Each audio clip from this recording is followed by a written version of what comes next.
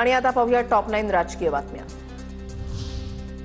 राज्य निवडणूक आयोगाच्या आयुक्त आणि वरिष्ठ अधिकाऱ्यांची बैठक। 10 महापालिकांच्या प्रारूप प्रभाग रचना प्रसिद्ध करण्याचा निर्णय। मुंबई महानगरपालिकेसाठी 227 वॉर्ड निश्चित।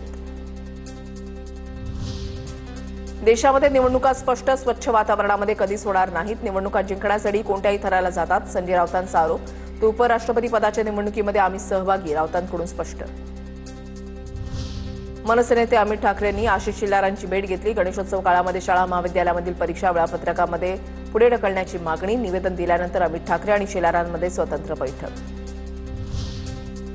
एकदा राज ठाकरेंना संधी द्या, अमित ठाकरेंचं आवाहन। सर्व समस्यांच्या प्रश्नांना एकच उत्तर, राज ठाकरे। आशिष शेलारांच्या भेटीनंतर अमित ठाकरेंचं विधान। मंत्री उदय सामंत शरद पवारांची भेट घेणार। भेटीचं कारण अद्याप अस्पष्ट। पवारांच्या सिल्वर ओक निवासस्थानी दोन्ही नेत्यांची भेट होणार। पालिकेचा प्रारूप प्रभाग रचना आराखडा सादर झाल्यानंतर ठाकरेंची युवासेना ऍक्टिव्ह। युवासेना कार्यकारिणी आणि मुंबईतील युवासेनेच्या निरीक्षकांची आज शिवसेना भवनमध्ये दुपारी 3 वाजता बैठक। संजय राऊतांचं पंतप्रधान मोदींना पत्र। पाकिस्तानसोबत क्रिकेट सामने खेळणं अमान्य आहे। पत्रामध्ये राऊतांकडून नमूद। आशिया कप क्रिकेट स्पर्धेमध्ये भारत पाकिस्तान सामन्यांना हिरवा कंदील। माझ्या मतदारसंघामध्ये मतचोरीचा प्रकार झाला असेल। मतचोरीच्या मुद्द्यावरून रोहिणी खडसेंनी व्यक्त केला संशय।